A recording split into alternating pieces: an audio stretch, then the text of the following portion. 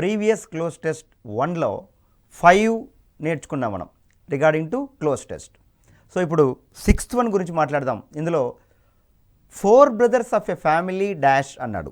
ఇక్కడ 4 brothers of a family, 4 brothers అని అనగానే ప్లూరల్ కాబట్టి వెంటనే మనం ఏం రాయాలి అంటే vase, is, had, were 4 options ఇచ్చారు. So out of these 4 options which is appropriate answer అనేసి అంటున్నాడు. 4 బ్రదర్స్ అంటే ప్లూరల్ కాబట్టి డెఫినెట్గా వర్ అనేది ఆన్సర్ అవుతుంది. So 4 brothers of a family were hacked to death dash a property అంటున్నాడు. Dash a property, hacked to death. తర్వాత సెకండ్ ఆప్షన్ ఏమంటున్నాడు, death over, on, above, upon. So next ఏమంటున్నాడు, hacked to death over a property feud in Bagalkot district of Karnataka on Saturday.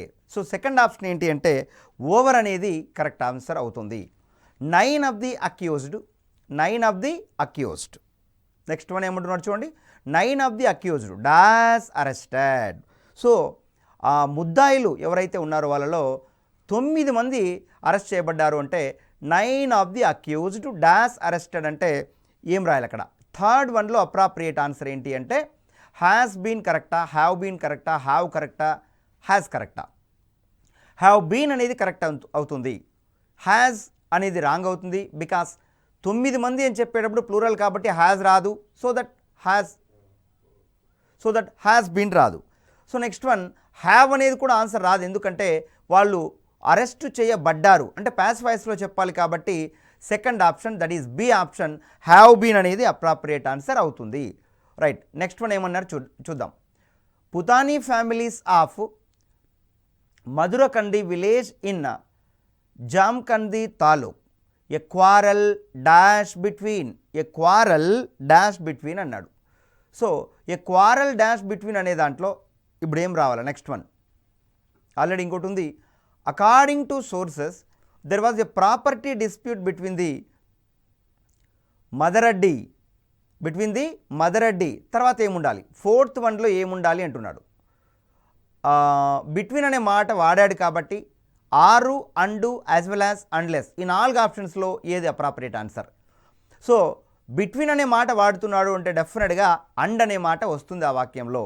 ఎట్లాగంటే for example there is a cold war between India and Pakistan.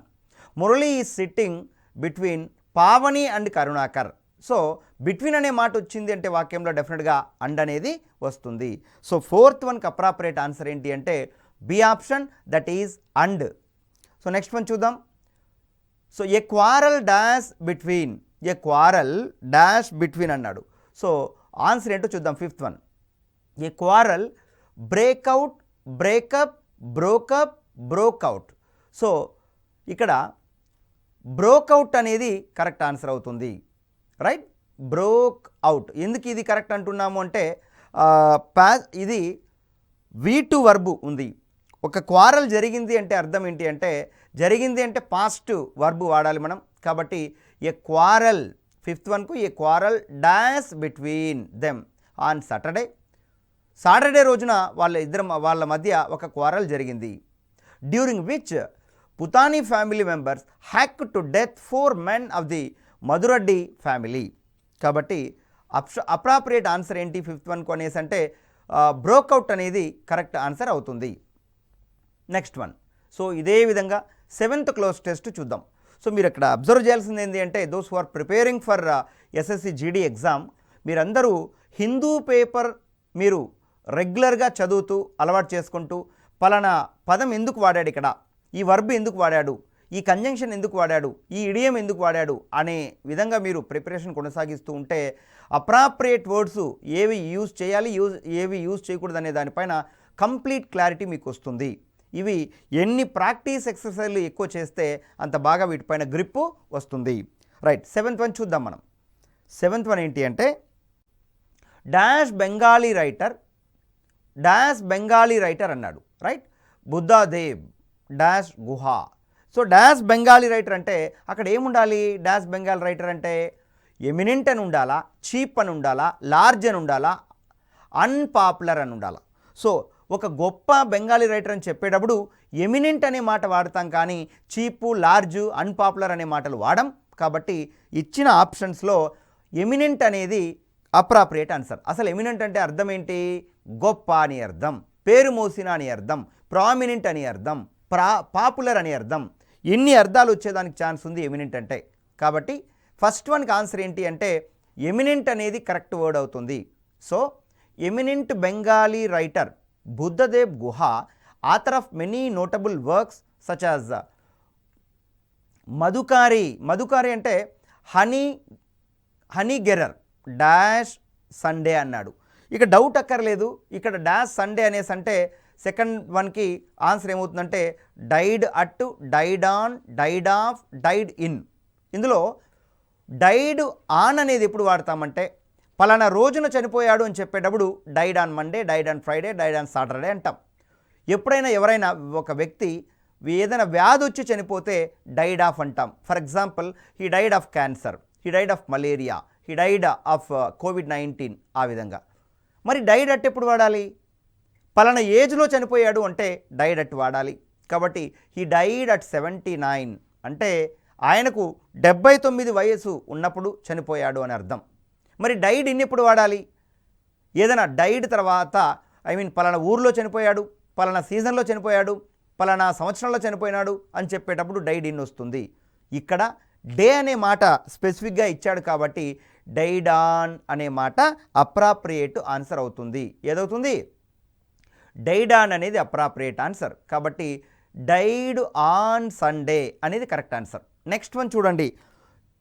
He dash in the bracket 385 అన్నాడు. So he dash 85 అంటే అర్థం ఏంటి? చనిపోయిన వ్యక్తి గురించి previous close టెస్ట్లో కూడా మనం మాట్లాడాం. చనిపోయిన వ్యక్తుల గురించి చెప్పేటప్పుడు ఆ బీ ఫార్మ్స్ అనేవి పాస్ట్లో ఉండాలి కాబట్టి హీ వాజ్ 85 అనాలి.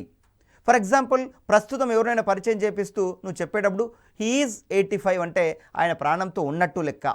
హీ వాజ్ 85 అంటే ఆయన చనిపోయినట్లు లెక్క, ప్రాణంతో లేడు అనేసి అర్థం. కాబట్టి చనిపోయిన వాళ్ళ గురించి మనం మాట్లాడుతున్నాం కాబట్టి హీ వాజ్ 85 అనడం కరెక్టు. సో థర్డ్ ఆప్షన్లో ఏమేమి ఇచ్చారు మనకు? ఆప్షన్స్లో ఈజు, వర్రు, వాజు, ఈజ్ అన్నాడు. కాబట్టి ఈ 4 ఆప్షన్స్లో అప్రాప్రియేట్ ఆన్సర్ ఏంటి అంటే సి ఆప్షన్ కరెక్ట్ అవుతుంది. అదేంటి అంటే వాజ్. నెక్స్ట్ ఫోర్త్ బిట్ చూడండి. So the writer whose work of fiction reflected dash closeness of nature. Closeness of nature reflected her, his, its, their అన్నాడు. ఇక్కడ ఇది మీరు డిసైడ్ చేయాలంటే ఆన్సర్ ఏం రాయాలి మీరు అనేసి అంటే బుద్ధదేవ్ గుహ అనే వ్యక్తి జంటు కాబట్టి ఇక్కడ మనం రాయాల్సినటువంటి ప్రొనౌన్ ఏంటి అంటే reflected his closeness to nature. His అనేది మగవాళ్ళకి యూజ్ చేస్తాం, హర్ అనేది ఆడవాళ్ళకి యూజ్ చేస్తాం. కాబట్టి హిజ్ క్లోజ్నెస్ టు నేచర్, నేచర్కు దగ్గరగా, నేచర్ను బేస్ చేసుకొని, సహజ సౌందర్యాన్ని బేస్ చేసుకొని, సహజత్వాన్ని బేస్ చేసుకొని ఆయన నావెల్స్ ఇవన్నీ కూడా రాసేవాడు. కాబట్టి his closeness to nature dash forests of eastern India. Forests of eastern India, ఈ తూర్పు కనుమల గురించి, భారతదేశంలో తూర్పు వైపున ఉన్నటువంటి వాటి గురించి ఆయన రాశాడు. To nature dash forests of eastern India అన్నాడు. సో ఫిఫ్త్ వన్ ఏంటి appropriate answer? And, or, with, at. To nature with and had been hospitalized earlier this month after complaining of breathlessness and urinary infection, right? They said he had contracted COVID-19 in April. So closeness to nature dash forests of eastern India. So and, are, with, yet. ఇక్కడ with కంటే కూడా appropriate ఆన్సర్గా మనం and అని చెప్పడానికి chance ఉంది. ఎందుకంటే ఈ 2 items ఇచ్చాడు కాబట్టి ఈ రెండింటిని బేస్ చేసుకొని రాశాడు అని చెప్పేటప్పుడు మనం నేచర్ ఒకటి, forests of eastern India. So ఈ 2 ఇచ్చాడు కాబట్టి ఇచ్చినటువంటి ఆప్షన్స్లో అండ్ అనేది అప్రాప్రియేట్ ఆన్సర్ అవ్వడానికి ఛాన్స్ ఉంది. రైట్. నెక్స్ట్ వన్ చూద్దాం, క్లోజ్ టెస్ట్. 8th వన్ ఏంటి అంటే ఇది banking giant, HS giant HSBC has dash former SBI chairman Rajneesh Kumar. So banking giant అనేసి ఉండాలి అక్కడ. బ్యాంకింగ్ గియాంట్ అంటే బ్యాంకింగ్ రంగ దిగ్గజం అనేసి అర్థం. హ్యాస్ ఫార్మర్ ఎస్బీఐ చైర్మన్ అన్నాడు. సో ఫస్ట్ డాష్లో ఏముండాలి అక్కడ? Has appoint, appoints, appointing, appointed.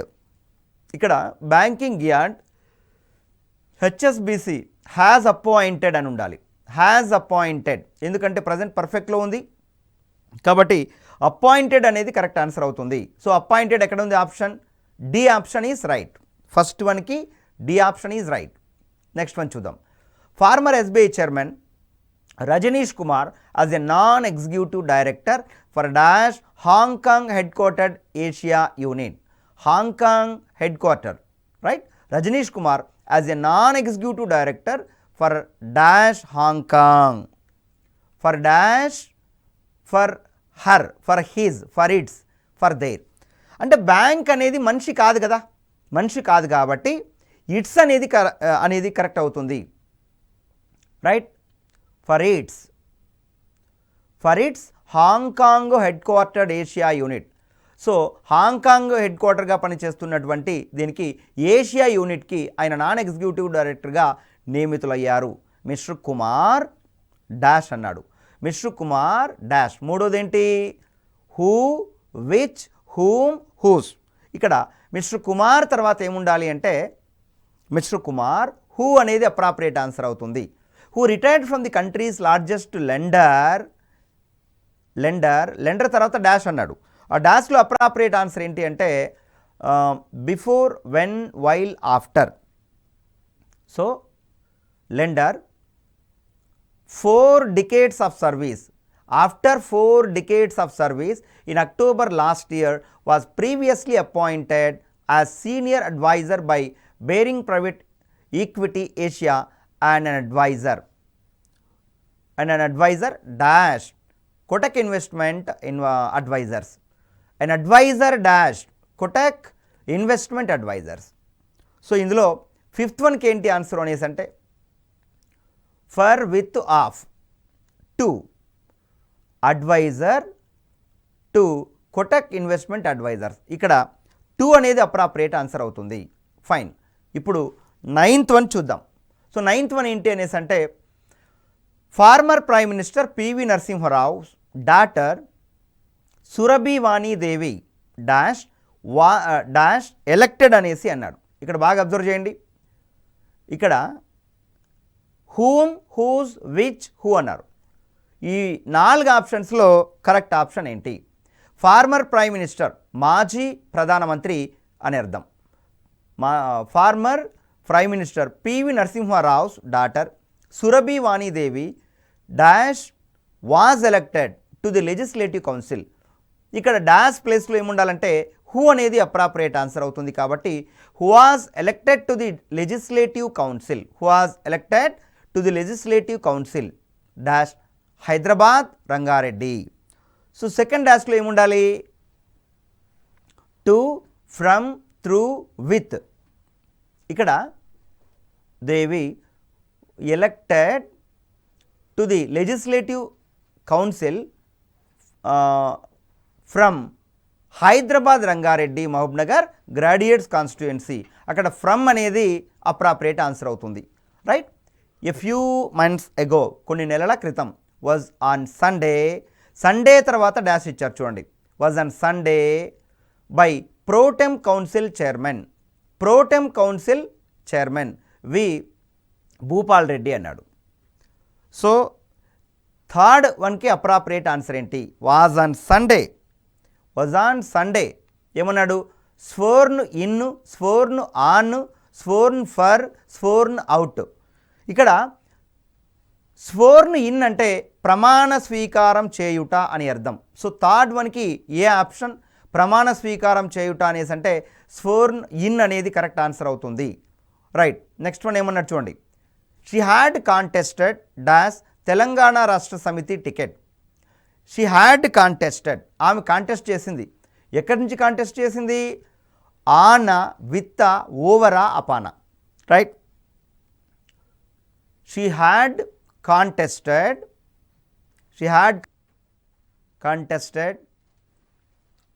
So ఇక్కడ ఇచ్చినటువంటి 4 ఆప్షన్స్లో మనం అప్రాప్రియేట్ ఆన్సర్గా ఏది చెప్పచ్చు అనేసి అంటే రంగారెడ్డి మహబూబ్నగర్ గ్రాడ్యుయేట్స్ కాన్స్టిట్యుయెన్సీ ఎ ఫ్యూ మంత్స్ అగో was on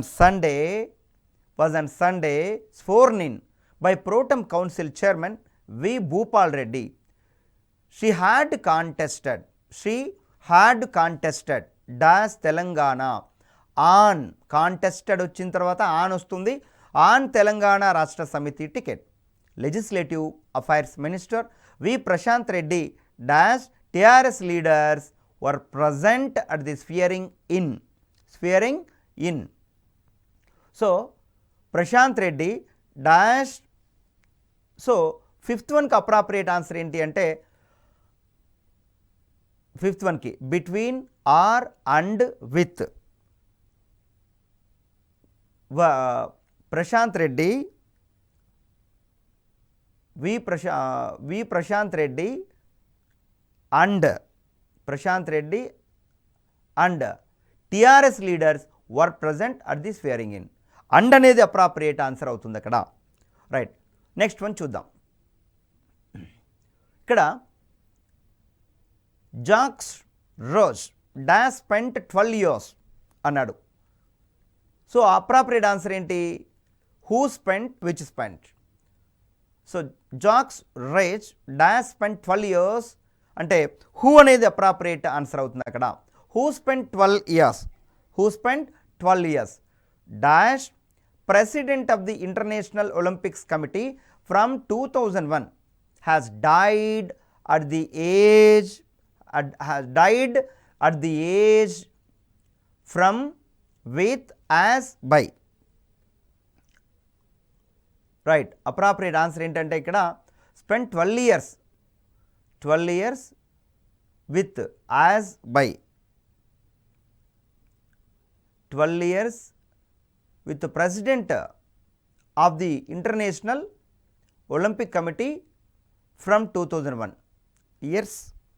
సో ఇక్కడ అప్రాప్రియేట్ ఆన్సర్ ఏమని మనం చెప్పచ్చు అంటే చూడండి, spend 12 years dash president of the international Olympic committee from 2001. So ఇక్కడ సెకండ్ దానికి యాజ్ అనేది అప్రాప్రియేట్ ఆన్సర్ అవుతుంది. As president of the International Olympics Committee from 2001 has died at the age dash అన్నాడు. 79 అన్నాడు. మళ్ళీ died of. Right, died of అనేది died తర్వాత మీకు ఏమొస్తుంది అనేసి అంటే ఇక్కడ appropriate answer right at the age of 79 అనేది correct answer. The organisation announced on Sunday. Organisation Sunday రోజున అనౌన్స్ చేసింది. An orthopedic surgeon with a degree in sports medicine, the Belgian played rugby at international level and dash అన్నాడు. and dash a world and became ఇక్కడ and became a world champion sailor. Became అనేది appropriate answer. అంటే ఎన్నోది? 4th. D option is right answer here. Next one ఏంటి అంటే a world champion sailor taking part in 3 straight Olympics dash 1968. In 3 straight Olympics